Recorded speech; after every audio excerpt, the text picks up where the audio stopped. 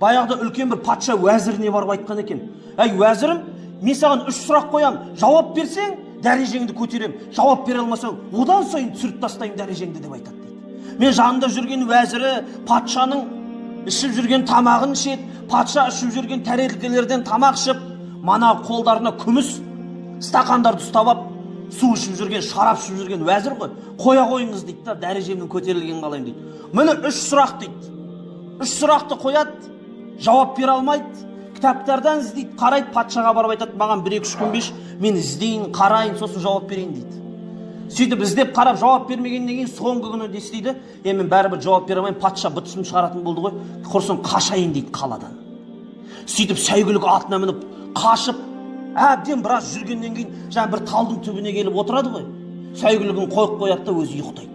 Сөйтсе бір жағынан бір қойшы жүр дейді. Үстінде жаңа жама-жамау киімі бар, қой бағып жүрген. Сосын жаңағы қойшы сәйгүлікті көріп қалады.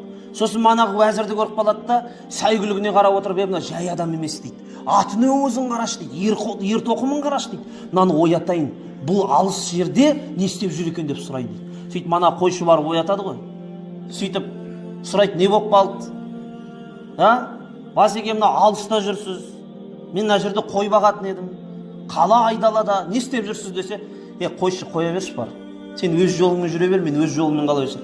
Жоқ, айтыңыз сайшы, басқа ешқандай жоқ.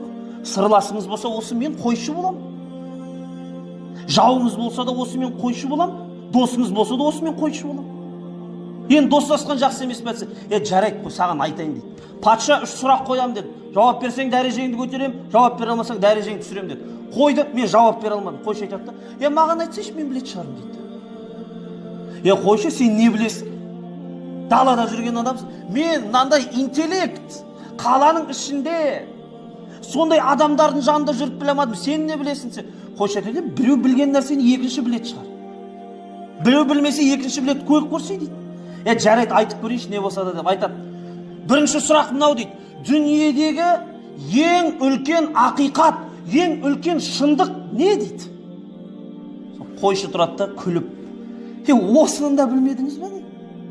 Осыған да жауап бере алмай қалдың ба? Дүниедегі ең үлкен ақиқат ол өлім, ең үлкен шындық ол өлім. Бүкіл адам сенеді бұған, бүкіл біледі бұның ақиқат екені. Өлімнен ешкім қашып құтыла алмайтынын біледі. Бай болсын, кедей болсын, патша болсын, уәзір болсын.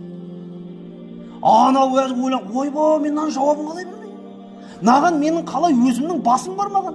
Екінші сұраққа жауап берші. Дүниедегі ең үлкен өтірік не?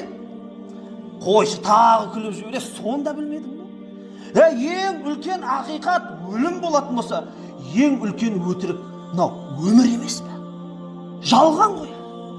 Қойныңдағы қатының, балашағаң, дүниең қалады бүкілі.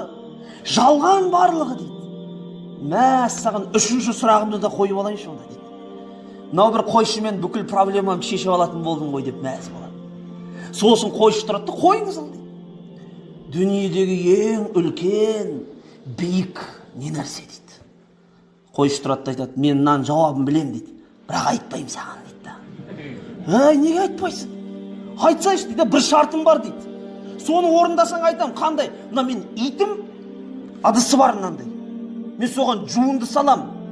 Бізден қалып кеткен қалдық тамақтарды салам. Итім содан тамақ ішеді. Қазір итіме тамақ берген кезде сен де содан ішесің дейді. Сосын ішесің, сосын барып айтам дейді.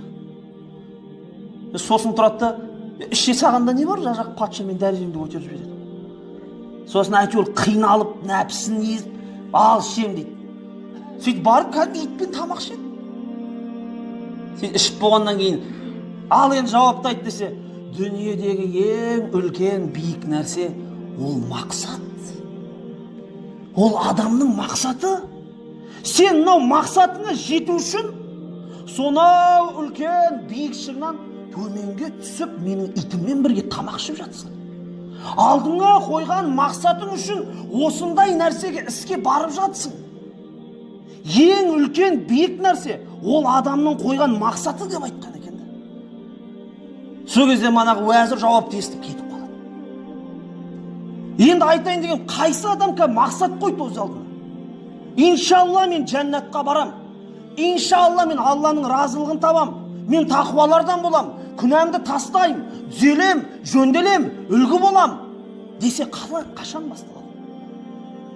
Бізде мақсат жоқ қой. Біздің өміріміз міне тамақ ішіп, бала шағам киім кисе болды, өзім де тоқ болсам болды, сол болып кетті біздің мақсатымыз. Дальний фарды жақпаймыз, біз ближниймен жүріп қазір. Біз дальнийді жағып, алыс жерге көз жүгіртіп қарайтын уақыт келді негізінде асылында. Сол үшін біздің оянатын уақытымыз да келіп қалды. Бірақ біз асықпай тұрып жатырық та. Деп